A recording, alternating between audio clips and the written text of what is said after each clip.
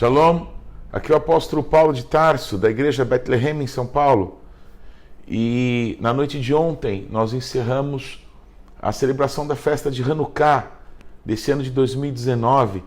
Uma festa que fala de um grande milagre que Deus fez para o seu povo em Israel, cerca de 150 anos antes de Jesus.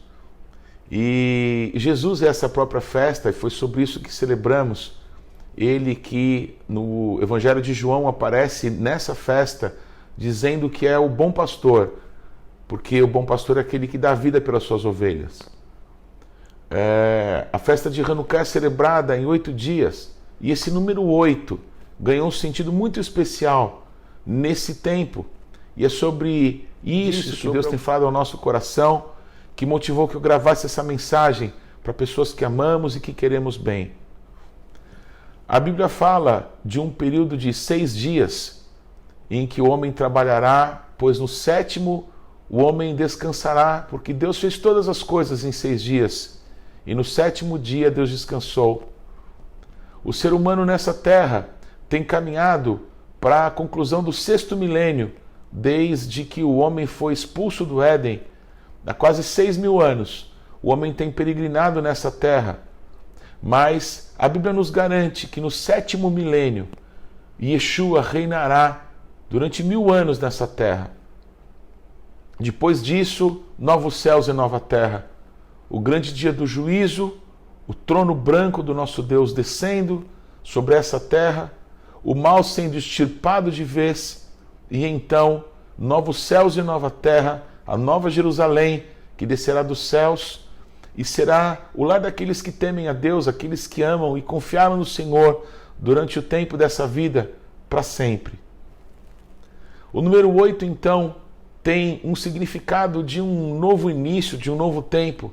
Assim como depois de um ciclo de trabalho vem o Shabat, e depois do Shabat um novo ciclo se inicia, o 8º dia se torna o primeiro de um novo ciclo.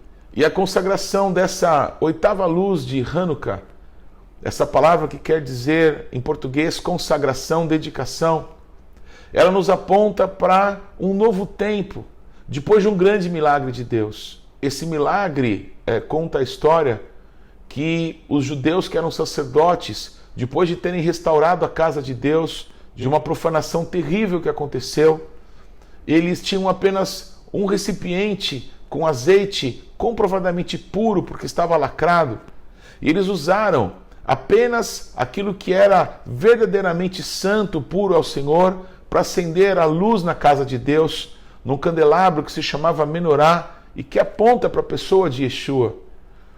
Esse azeite, ele durante 7 noites seguidas, ele não se apagou. Ele se multiplicou. E na 8ª noite, quando já se tinha um novo azeite, uma nova produção, segundo a ordem do templo, segundo as direções de Deus, aquele azeite que tinha sido colocado começa a perder a sua força, mas o povo ali já tinha um azeite novo consagrado a Deus. Esse grande milagre nos fala que existe um tempo em que Deus realiza coisas sobrenaturais na nossa vida, mas depois desse ciclo, nós devemos levar esse testemunho do que Deus fez conosco na nossa vida, na nossa intimidade, para que todos saibam que o Senhor é Deus. Então, quando a palavra de Deus declara que os céus são céus do Senhor, mas essa terra Ele deu para nós, para os filhos dos homens, isso importa que nós tomemos uma atitude no mundo natural, nos relacionamentos que temos, nos locais onde exercemos influência, para que aquilo que Deus fez de sobrenatural na nossa vida possa alcançar muitas outras pessoas. Enfim, tem coisas que Deus faz por nós e que está além da nossa capacidade, do nosso alcance. Agora, há coisas que nós precisamos fazer. Essa palavra Hanukkah, consagração, dedicação, ela aparece algumas poucas vezes na Bíblia, mas todas elas com um significado muito especial.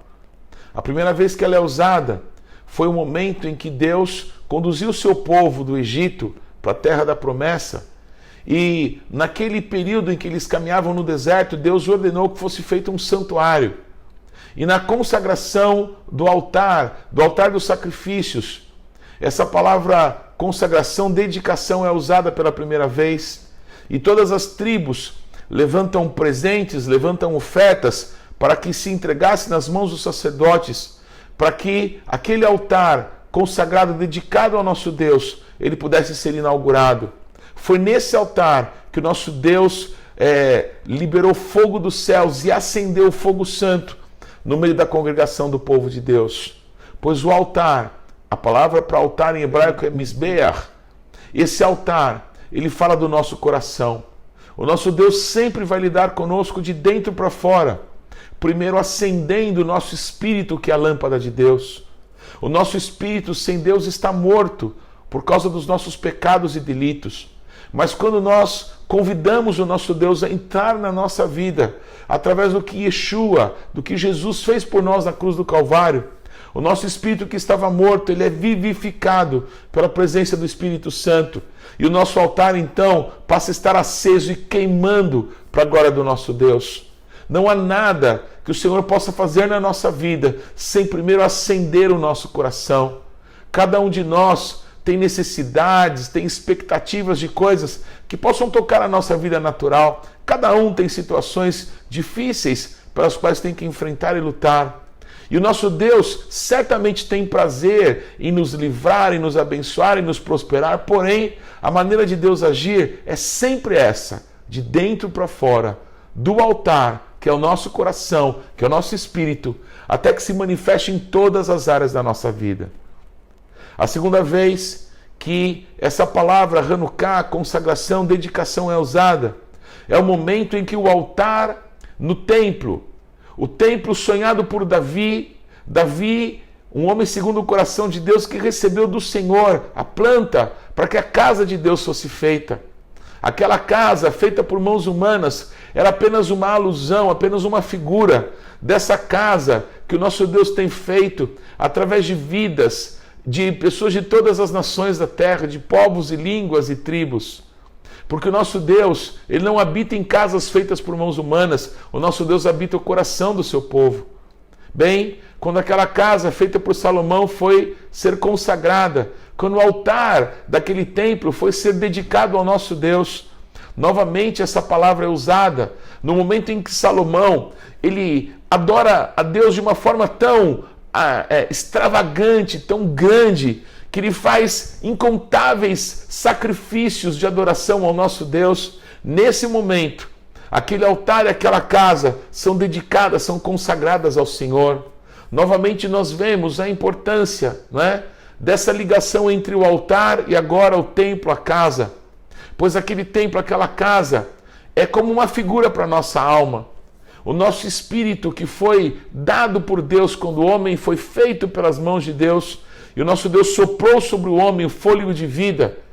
Esse espírito, esse altar dentro de nós, esse coração que está queimando, ele precisa ser guardado, cuidado, protegido, para que ele não se apague, para que ele não seja novamente ferido de morte por causa dos pecados, por causa do nosso afastamento de Deus. Então, uma área que talvez seja a área de maior luta para o ser humano, de mais importância para que nós possamos cuidar, é a nossa alma, que é o centro das nossas decisões, que é onde está a nossa memória, onde se manifesta a nossa vontade. Ali acontece a grande guerra que todos nós passamos, porque uma parte de nós, que é o nosso espírito, quer Deus, mas uma outra parte, por causa do pecado, quer se afastar de Deus, quer satisfazer os desejos da própria carne. Então nessa luta entre o espírito e a carne, essa luta é travada na nossa alma, e o templo fala disso, é o templo que contém o altar. Então, para que o fogo de Deus não se apague novamente, nós precisamos cuidar das nossas emoções, nós precisamos submeter a nossa vontade à vontade de Deus. E por isso, a casa de Deus precisa ser edificada. As nossas emoções, lembranças dolorosas do passado, traumas, situações que nos feriram, precisam passar pelo cuidado do nosso Deus. Precisamos liberar perdão para pessoas que nos feriram. Precisamos entender que todas as coisas cooperam para o bem daqueles que amam a Deus e são chamados segundo o seu propósito, para que possamos deixar para trás coisas que deveriam já ter ficado para trás, para que possamos prosseguir para o alvo da soberana vocação que o nosso Deus tem para as nossas vidas. Outra vez que a palavra consagração, dedicação é usada, é depois do exílio da Babilônia, época em que, depois de 70 anos, que Jerusalém foi tomada e destruída pelos babilônios, em que o templo foi queimado, completamente arruinado, e o povo de Deus foi levado cativo e ficou lá durante 70 anos.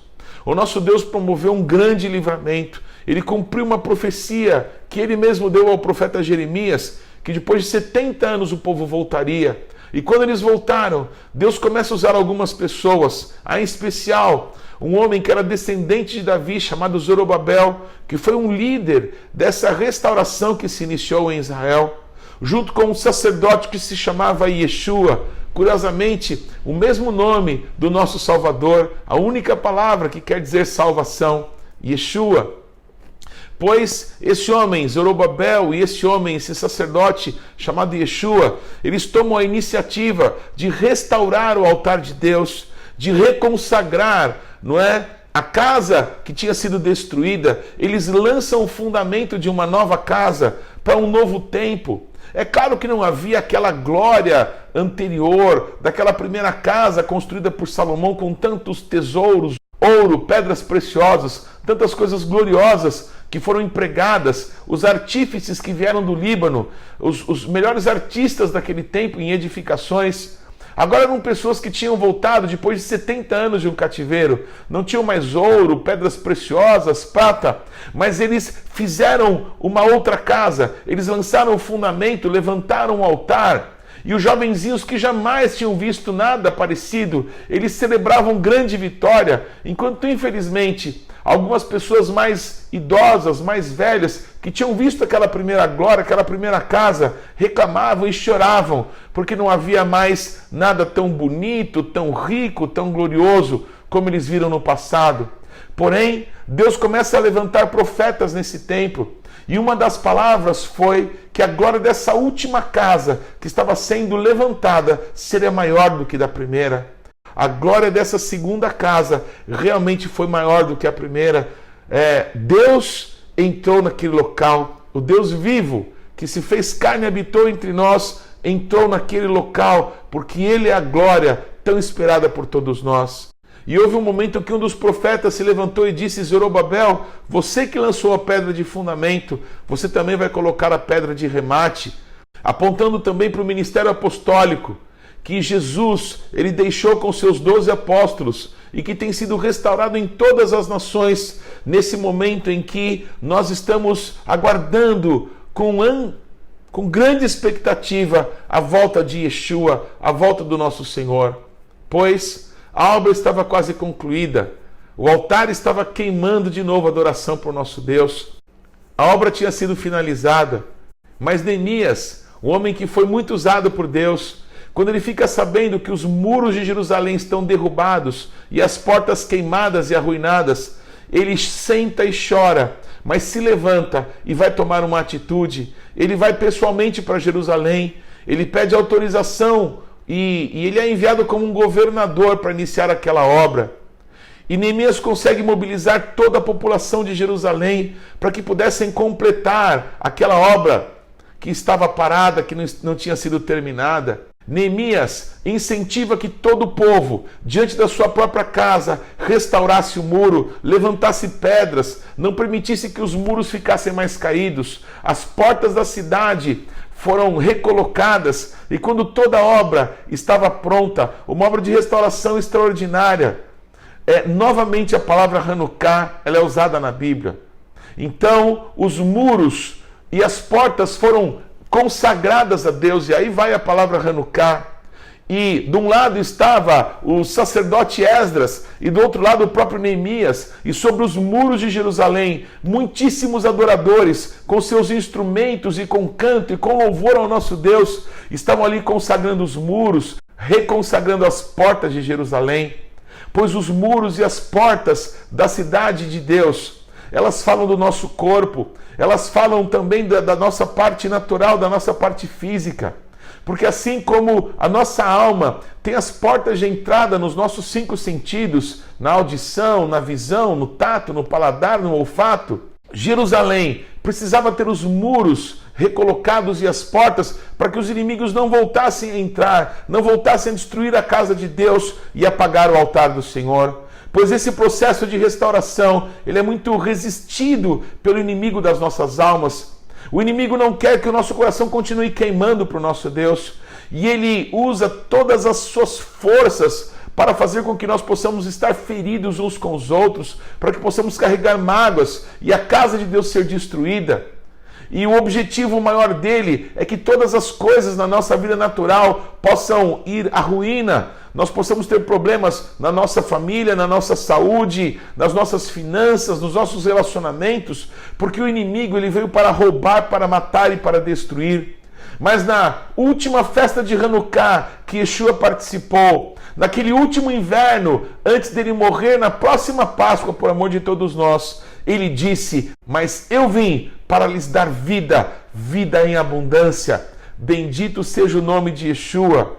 Então, nesse processo de restauração, primeiro o altar, primeiro o nosso espírito vai queimar de novo adoração para o nosso Deus. Depois a nossa alma vai ser restaurada. E enfim, todas as áreas da nossa vida vão manifestar uma grande transformação que o nosso Deus sempre inicia da mesma maneira, de dentro para fora. Pois em Zacarias capítulo 6, versículos de 11 a 15, algo muito lindo, não é? Naquele mesmo período foi estabelecido, e eu quero declarar essa palavra sobre todos nós. Recebe, digo, prata e ouro, e faze coroas, e põe-nas na cabeça de Yeshua, filho de Josadaque, o sumo sacerdote, e dize-lhe: assim diz o Senhor dos Exércitos, eis aqui o homem cujo nome é Renovo, ele brotará do seu lugar e edificará o templo do Senhor. Ele mesmo edificará o templo do Senhor e será revestido de glória. Assentar-se-á no seu trono e dominará. E será sacerdote no seu trono e reinará perfeita união entre ambos os ofícios. As coroas serão para Helem, para Tobias, para Gedaías e para Rem, filho de Sofonias, como memorial no templo do Senhor. Aqueles que estão longe virão e ajudarão no edificar o templo do Senhor, e sabereis que o Senhor dos Exércitos me enviou a vós. Isso sucederá se diligentemente ouvirdes a voz do Senhor, o vosso Deus. Zacarias 6, 11 a 15. Pois esse ato profético que foi feito naqueles dias, quando o sacerdote Yeshua recebeu sobre a sua cabeça uma coroa feita de ouro e de prata, falando do ministério sacerdotal e do reinado. Reis e sacerdotes, esse foi sempre o plano do nosso Deus. Yeshua, ele é o nosso rei e ele é o sumo sacerdote da nossa confissão. E a glória dessa última casa será maior do que da primeira. Um tempo de dedicação, de consagração, um tempo de renovo do Senhor sobre as nossas vidas é chegado. É um tempo de nós buscarmos a Deus com toda a nossa força. É um tempo de nós fazermos de novo arder o fogo de Deus dentro de nós. É tempo da nossa casa ser verdadeiramente restaurada. É tempo da nossa alma ser alinhada com a vontade de Deus. Chega de mágoas, chega de lembranças dolorosas, chega do inimigo continuar nos fazendo suar frios quando lembramos de coisas que passamos no passado, de pessoas que nos traíram, de pessoas que nos feriram. Chega disso. Chegou o tempo de nós liberarmos perdão. Chegou o tempo de nós sermos fortalecidos pelo Senhor e pela força do seu poder. Chegou o tempo de nós vermos uma total restauração em todas as áreas da nossa vida. Tudo que proceder de nós será abençoado e será frutífero e mostrará glória para o nosso Deus nessa terra, de forma visível. As pessoas verão a glória do Senhor nas nossas vidas. Pois o ano de 2020 vai ser um ano que nós não vamos apenas acertar o alvo, nós vamos acertar a mosca. É isso que o nosso Deus tem nos chamado para viver, e nós vamos com entendimento buscar o centro da vontade de Deus para nós. 2020 será um ano de consagração de todas as áreas da nossa vida ao Senhor nosso Deus. A Ele honra, a Ele glória, a Ele poder para sempre. Eu quero te abençoar com a bênção sacerdotal, que nesses anos todos de ministério tem se transformado num marco, num símbolo daquilo que o nosso Senhor nos chamou para fazer e para ser. Que o Senhor te abençoe e te guarde. Que o Senhor faça resplandecer sobre você o seu rosto e tenha de você misericórdia. Que sobre a tua vida o nosso Deus levante a sua presença e te dê paz. Eu invoco sobre você o nome do Deus Todo-Poderoso e no nome bendito, no nome maravilhoso de Yeshua HaMashiach, eu te abençoo. Em hebraico, nós dizemos assim: Yevareh Adonai veishmerecha, Yair Adonai panav elecha, vehuneka, His Adonai panav elecha, veyasem lecha Shalom.